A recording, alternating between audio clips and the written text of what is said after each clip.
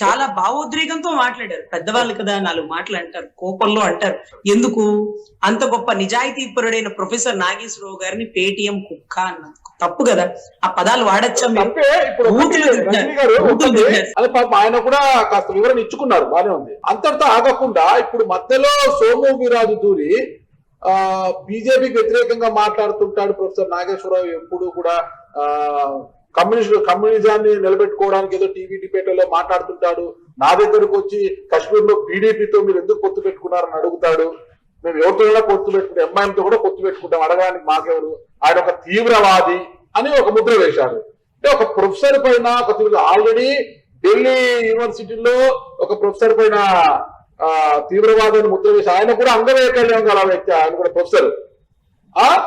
I think ఆయన పేరు మర్చిపోయాను. ఆయన పేరు కూడా ఆయన పైన తీవ్రవాదాన్ని ముద్ర వేసి ఎంత ఇబ్బందులు పెట్టారో గురి చేశారు. మరే అదే ఫార్ములా కూడా తెలంగాణలో ఉన్న సోము నాగేశ్వరరావు గారి పైన ఉపయోగించాలనుకుంటున్నారా ఏంటి సోము వీర్రాజు గారు అనేది? ఏమంటారు మీరు? సార్, యాక్చువల్లీ మీరు గమనిస్తే ఈ మాట అనిన ఒక వారం రోజుల నుంచి పాపం సోము వీర్రాజు గారు బయటకు వచ్చి ఇంత గొప్ప స్టేట్మెంట్లు ఇవ్వలేదండి. మీరు గమనిస్తే ఏదైతే పవన్ కళ్యాణ్ గారు నేనే ఇవ్వాలా, నాకే పట్టిందా, నాకే బాధ్యత అని ఆయన అందరినీ రెచ్చగొడుతున్నారు. మీకు పౌరుషం చచ్చిపోయిందా, మీరు మాట్లాడలేదా, మీరు చైర్మన్ లో తీసుకుని గమ్మున కూర్చుంటారేంటి, మీకు కథ చెప్పాలా, ఇట్లయితే కష్టం, మీరు తిరగబడాలా, మీరు ప్రశ్నించాలా, ఎవరిని ప్రశ్నిస్తారబ్బా? ఏంటిది? ప్రభుత్వంలో మనం ఉన్నాం ఇప్పుడు. No dialogues, only action, only action. మీరు పని చేయండి, మేమేం ప్రశ్నించాలా? అంతకుముందు 5 ఏళ్ళు కొద్ది గూగుల్ ప్రశ్నించడమేనా? పని ఎప్పుడు చేస్తారు?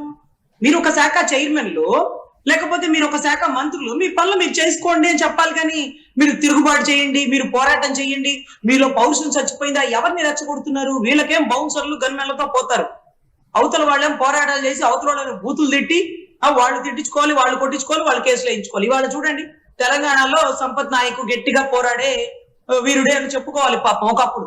కానీ ఈ రోజు పవన్ కళ్యాణ్ గారి మీద ఉండేటటువంటి ప్రేమాభిమానాలతో అలా అంటారా, ఇలా అంటారా అంటూ ఈ రోజు సీనియర్ జర్నలిస్టుల మీద తిరుగుబాటు. ఆయన ఎవరు, నాయుడు అంటారు, ఆయన పేరు కూడా తెలియదండి, సాగర్ అనుకుంటా, జనసేన పార్టీలో ఉంటారు ఆయన. ఆయన సాగర్ గారు వచ్చి, ఆయన మీకు దమ్ముందా? అరే, అక్కడ మాట్లాడిన జర్నలిస్టులు విజయవాడ, గుంటూరు, తొంగి కూడా చూడరు. లెగిస్తే మా నాయకుడు శనివారం ఆదివారం ఫ్లైట్ ఎక్కి తెలంగాణకే పోవాలా, హైదరాబాద్కే పోవాలా. జర్నలిస్టులు కనపడేది ఒక 10 మందే. మీకు వాళ్ళ వెనకాల ఉండే కమ్యూనిజం సైన్యం ఎలా ఉంటారో తెలుసా? పోతే పోతాం, మనోడు చెప్పే పోరాడితే పోయేదే ఉంది, బానిస సంఖ్యలు తప్ప నాకేం భయం లేదు, నేను ఒంటరిగా వస్తా, అన్నిటికీ తెగించి వస్తానంటాడు. ఈ ఎండలో గొడుగు లేకుండా రాలేడు.